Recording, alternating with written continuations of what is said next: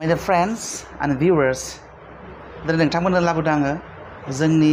कोचिं सेन्टारनि सोमोन्दै बुंनो थाखाय 22 जुलाइनिफ्राय स्टार्ट जागोन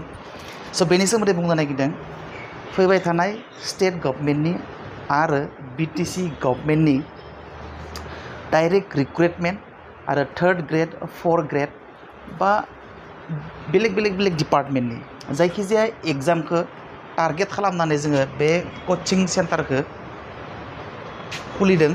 आरो बेयाव एरैबायदि गथि केयार लानाय जागोन आरो एरैबायदि एक्सपिरियेन्सड आरो क्वालिफाइड फेकाल्टिखौ लानानै फोरोंनाय जागोन माने जोङो एनसियर खालामखायो जे जायफोरा जोंजों जइन जाफैगोन जोंनि कोचिं सेन्टाराव फैगोन आरो जइन जाफैगोन बिथांमोनखौ जोङो जोंनि फालरनिफ्राय 90% जों गेरान्टि होगोन बाकी 10%आ नोंनि गावनि माने जोंनिफ्रायनो जोङो 90%खौ जोङो एनसियर खालामनानै होगोन 10%आ नोंनि आरो बे 10%आवबो जोंनि सहाया थागोन मारै फरायनांगौ कोचिं जोबनायनि उनाव सिलेबास जोबखांनायनि उनावबो नोंथाङा माबायदि फरायनांगौ माखौ फरायनांगौ एग्जामा माबायदि जायो बिनि एकदम उइकलि बेसिसाव चेप्टार वाइसआव जों नोंथांमोननो टेस्ट सिरिज लानानै फैगोन चेप्टार वाइस उइक मोनसेयाव जोङो मा फोरोंखो बे चेप्टाराव माबायदि कुवेश्चन फैथावना एग्जामाव बेफोरखौ एकदम गथि जोङो हार्ड लेबार खालामनानै कुवेश्चन बानायगोन आरो प्रेक्टिस खालामहोगोन उइक बेसिसाव बिनिफ्राय मान्थ बेसिसाव मान्थलि मोनसे फुल लेन्थ टेस्ट सिरिज नोंथांमोननि थाखाय जों लानानै फैगोन माने मासनि जोबनायाव मोनसे फुल लेन्थ एक्जेक्टलि कम्पिटिटिभ एग्जामा माबायदि जायो मा कुवेश्चनफोरा फैयो बेनि सोमोन्दै बा बेनि सायाव जोङो मोनसे फुल लेन्थ टेस्ट सिरिज मोनफ्रोम एभ्रि मान्थनि जोबनायाव जोङो लानानै फैगोन आरो बेनि बादैबोथ' उइक बेसिसाव थाखाबाय उइक बेसिसाव चेप्टार वाइस बे थाखाबाय आरो नोंथांमोनखौ बुंदों गोबाङानो हयथ' फिसनि बाथ्राखौ दा सोंनो लुगैगोन नाथाय फिसा गिदिर बाथ्रा नङा फ्रि मोननाय बुस्थुआ जेबो भेलु गैया आरो जेब्ला नोङो फ्रि माबा मोनसे खामानिखौ मावगोन नोंनि सेन्टिमेन्टआ सोलाया नोंनि सिरियासनेसा फैया बेयाव माबा मोनसे फ्रि मावनो थाङोब्ला बेनिखायनो फिसा बिराद प्रयजन आरो फिसाथ' मिनिमाम एकदम मिनिमाम नोंथांमोना फिसखौ खुनु सिदा खालामनो गोनां गैया बेयाव जास्ट कन्टेक्ट खालाम स्क्रिनाव कन्टेक्ट नाम्बार होनाय दङ बे कन्टेक्टआव कल खालामनानै सोंहरनो हागोन फि स्ट्राक्चारफोरखौ बेफोरखौ बाददि फि स्ट्राक्चारखौ आसोल बाथ्राया जाबाय मा फेकाल्टिस जोंनियाव एक्सपिरियेन्स आरो क्वालिफाइड फेकाल्टिस थागोन गुवाहाटीनिफ्राय सासे फैगोन अलरेडि 3rd ग्रेड 4th ग्रेडआव क्वालिफाइड खालामखांखानाय आरो बेनि बादैबो गुबुन डिपार्टमेन्टनि एग्जाम कम्पिटिटिभ एग्जाम पास खालामखांनाय गुवाहाटीनि सासे जोंनियाव फेकाल्टि फैगोन बेयो मेथ्स बा रिजनिं लागोन मोन्नैबो पारफेक्ट बियो गथायबो पारफेक्ट बियो आरो बुंनो थाङोबा बे जाय गुवाहाटीनिफ्राय फैगोन बेयो एपिएससि बियो प्रिलिम्स क्वालिफाइ खालामबाय दा मेन्स लिगासिनो दङ मेन्सआवबो बियो माने क्वालिफाइ जानायनि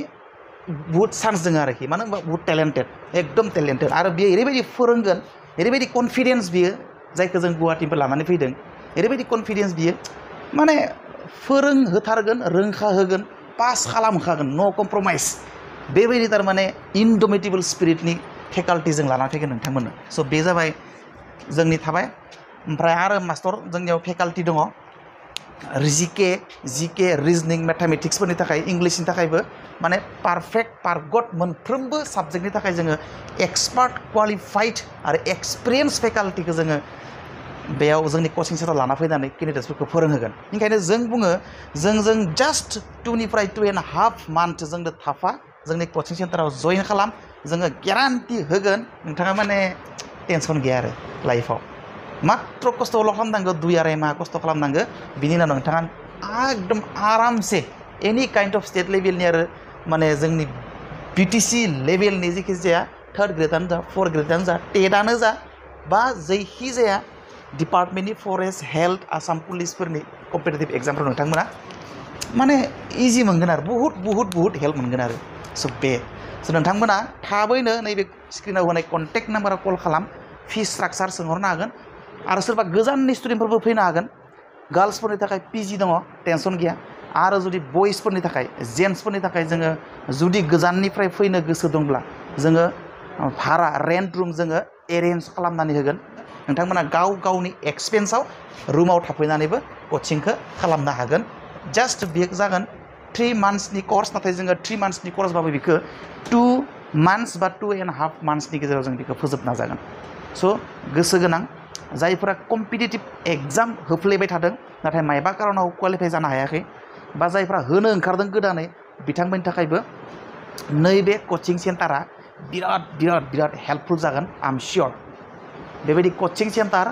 बहुत स्टुडेन्टफ्रानो आंखौ डिमान्ड खालामबाय थादोंमोन जे बेबायदि कचिं सेन्टार मोनसे खुलि जोंनि एरियायाव दाबो बर' मानसिफ्रा बेबायदि कचिं सेन्टार खुलिनाय आङो बाक्सा डिस्ट्रिक्टनिफ्राय जागायजेननानै उदालगुरिखौ लाफानानै क'क्राझारसिम